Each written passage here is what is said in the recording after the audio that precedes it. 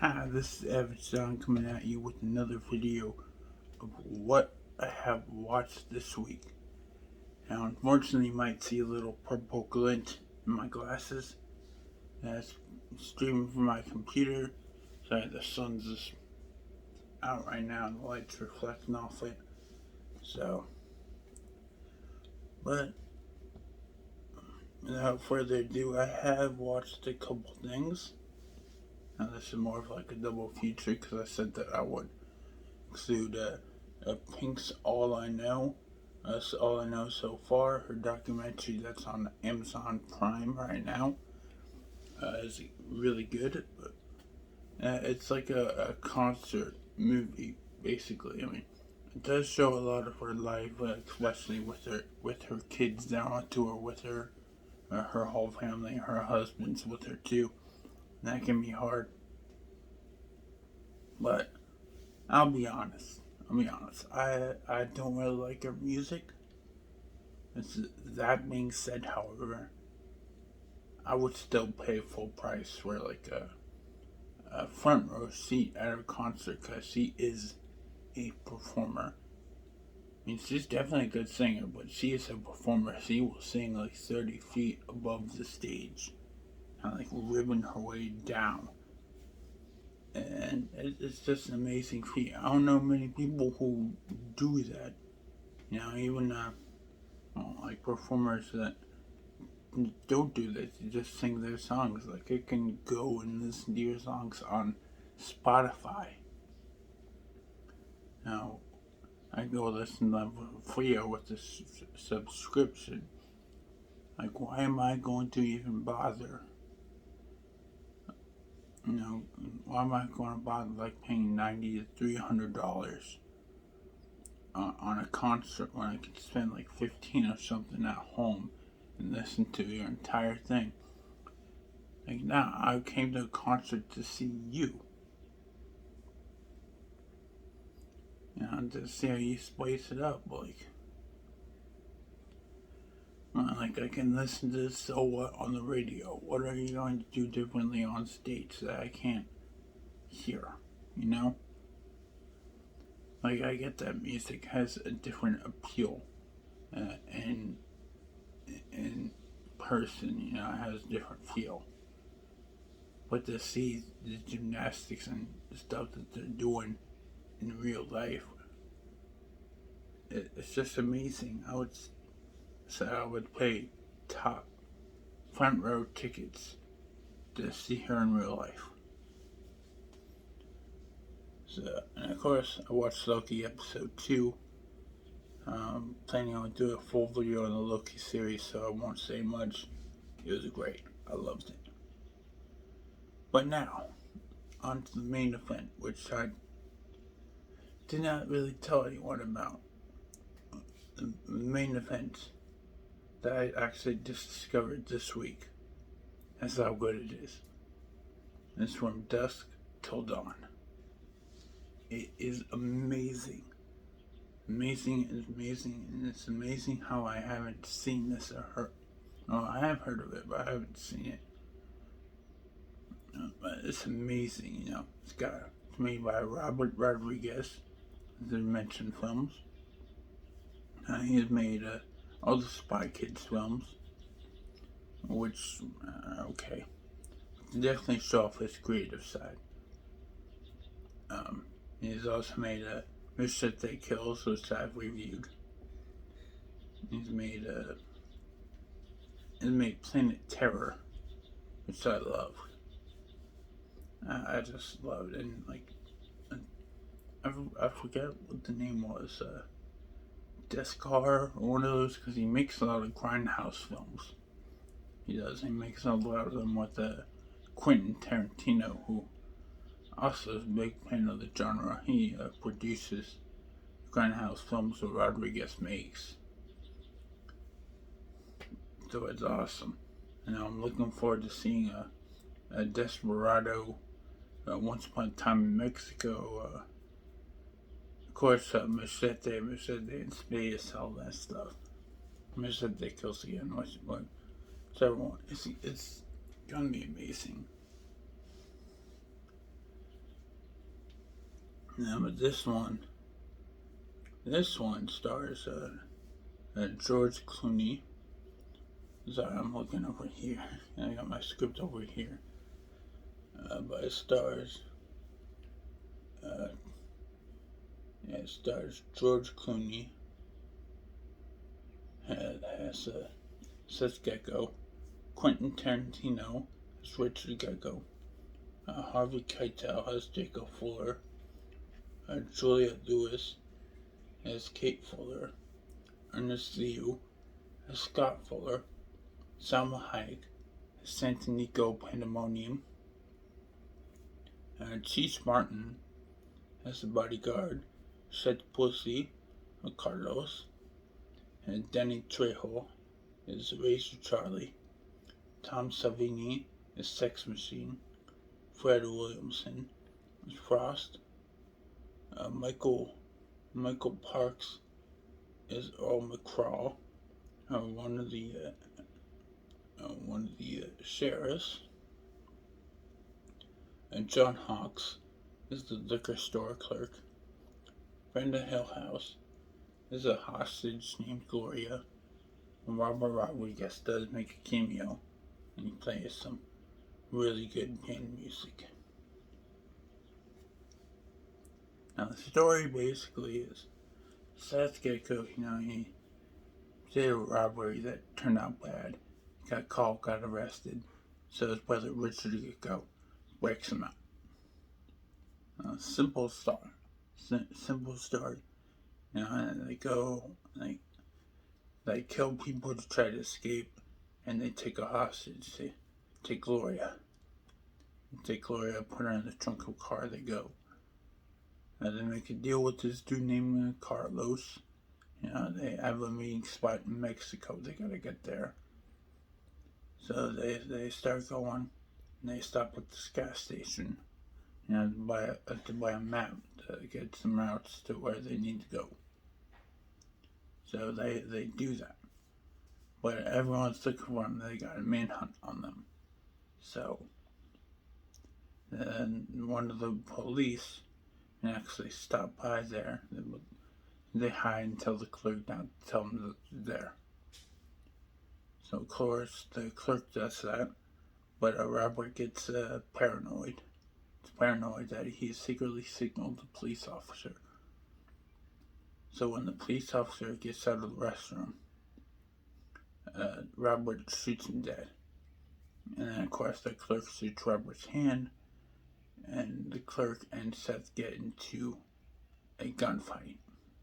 Of course, Seth winning, the clerk losing, and then they burn the gas station up.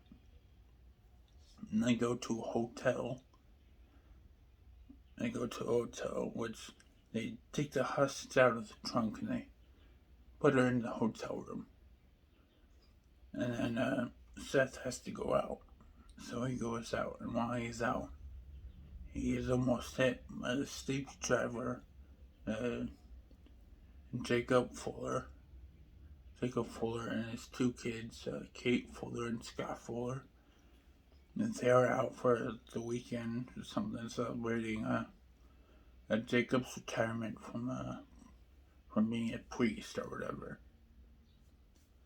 But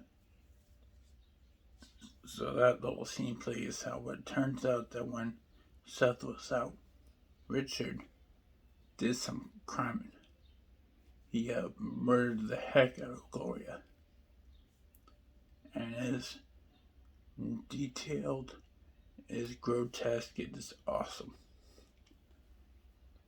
Especially the way how they reveal it, because all you see is George Clooney's face, right? And then you see flashes of the crime scene. Like I'll be talking or something, and all of a sudden, you see a flash, you see another flash. I don't know if I explain it well, but it's great. So anyway, after that, they have to move on. So they move on. They actually kidnap Jacob Fuller, Kate Fuller, Scott Fuller in the RV. because they need the RV. They need a big transport vehicle. They also need passports. And so they're heading all the way to Mexico. They need passports. So they get all the way to the border. Yeah, all the way to the border. And Seth and Richard and Kate hide in the bathroom while Jacob and Scott, they portray a happy family or whatever with passports so they don't search the car. They search the car, but none of them get caught. So that's good. So then after they get to the border, they go to this place called the Titty Twister. It's a little not a little dive bar. It's a bar in Mexico. That's the meeting point. So they have to meet Carlos at dawn. So this place is open from dusk till dawn. Convenient? Yeah, I'd say. So they walk in there. There's this dude that is like selling the place or whatever, advertising the place called Shed Pussy, played by Keith Martin. So he's just selling everything, selling the girls, or advertising the girls mainly, and advertising a lot of pussy, It's a strip club, it's a strip bar, strip joint. So, of course, that's what he's talking about. But,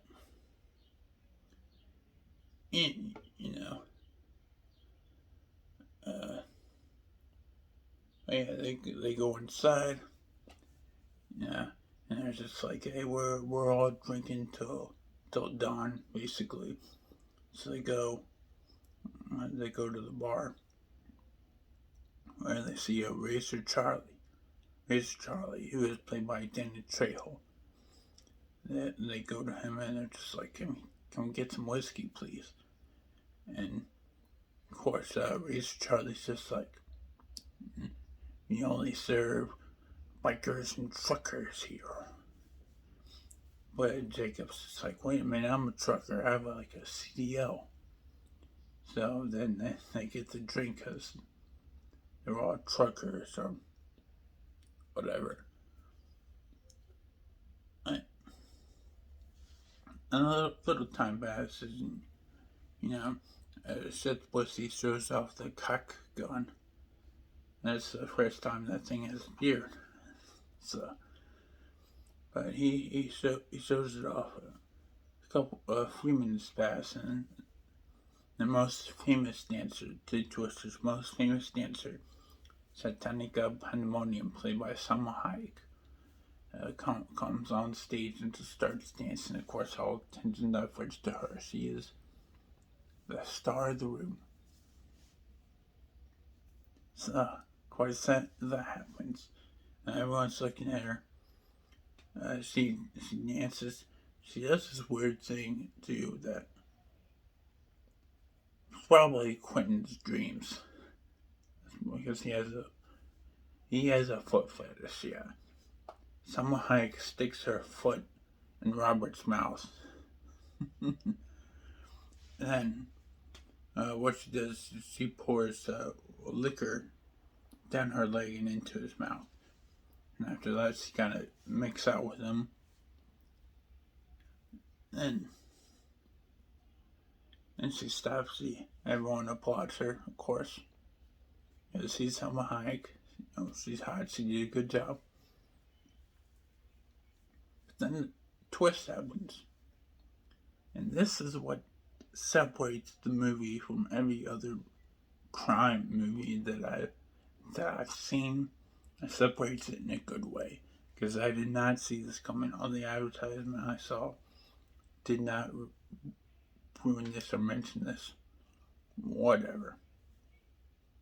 Now, there's a huge spoiler, so if you want to go watch the movie right now and then come back to this video, cool. do that. It's on HBO Max. I can't wait here. Okay. Okay. Okay, I'm assuming that those who wanted to watch the movie have gone. But basically, Selma Hayek fights Richard because the bar is a bunch of vampires. Just randomly shows up halfway through the movie. Turns out the bar is full of vampires. Why? Nobody knows. But it's a problem. So yeah, the bar is full of vampires. You know, a lot of the patrons, not everybody, but a lot of the patrons, horse are vampires. A lot of violence ensues out of nowhere. But luckily, the band is still playing though, so that's good. You gotta take the good with the bad, you know. Well, at least for a while, anyway.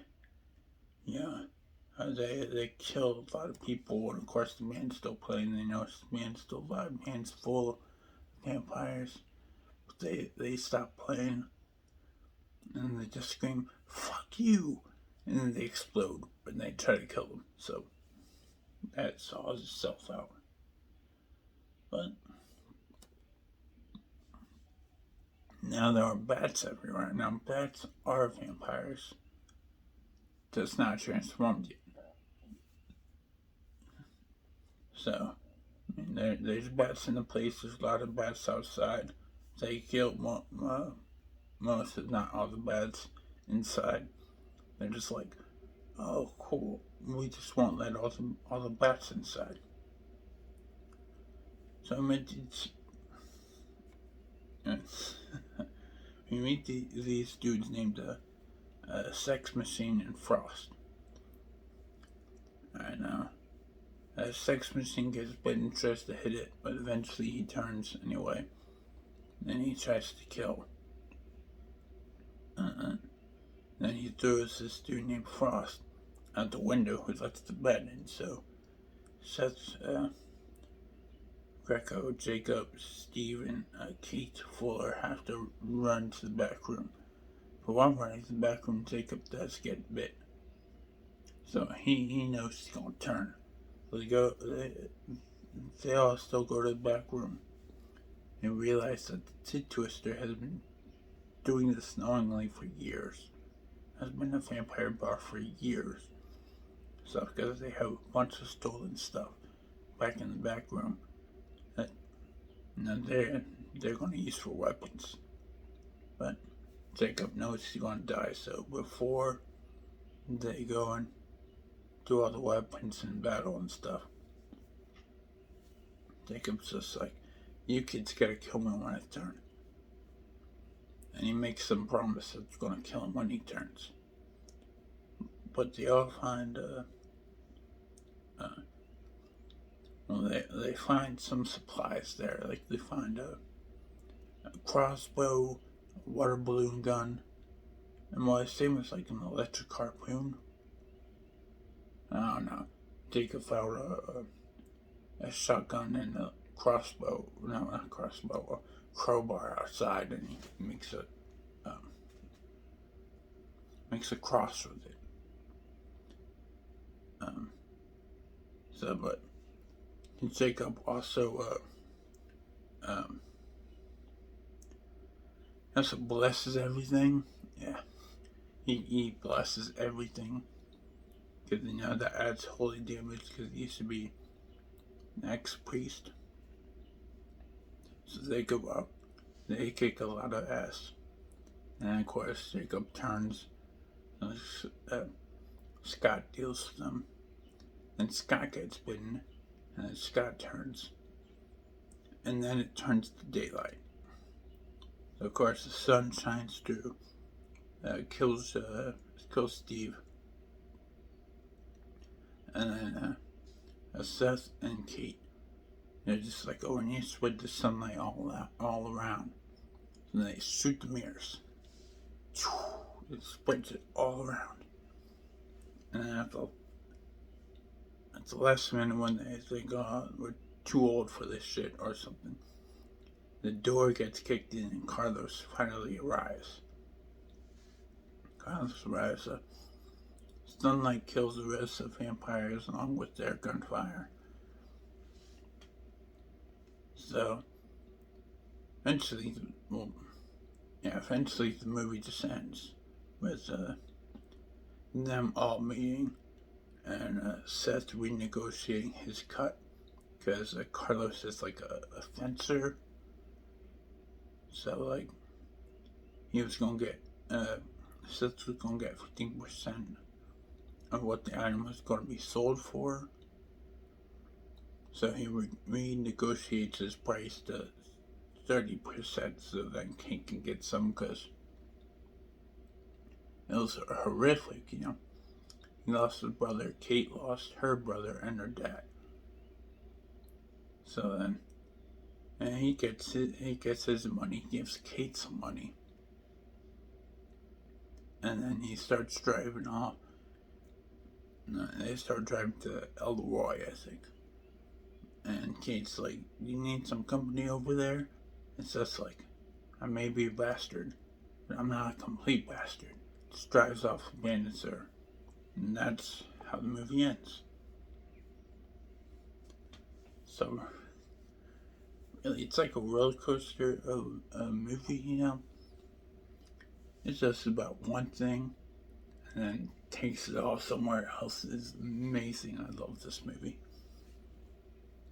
I just love it. I love a lot of Robert Rodriguez's stuff. Even Spy Kids. I mean, now I look back on Spy Kids, and it's okay. But, yeah, I really love this movie. Just really love it. What do you think of the movie if you saw it? And what's your favorite Robert Rodriguez movie? He has a lot of movies. A lot of good action ones too, I think. Yeah, you can either comment down below or reach me on any of my social medias. That's TRIPL3XXX Mayhem on Instagram. It's Real Average John on Twitter, and Official Average John on Facebook. Of course, I'll have it all in the description down below. Besides that, though, I give this movie my rating of watch it. I don't really. Well, I don't like to give the number rating because, you know, like the 1, 2, 3, 4, 5, 6, 7, 8, 9, 10. I don't like it. Because what constitutes a 10 and what constitutes a number, really. Because someone's 10 might be another person's 1.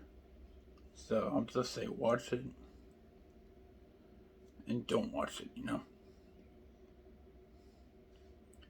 And that's my take on everything. And like I said, what's your favorite Robert Rodriguez movie? Or did you like this one? Tell me down below. Alright, I will see you guys on Saturday.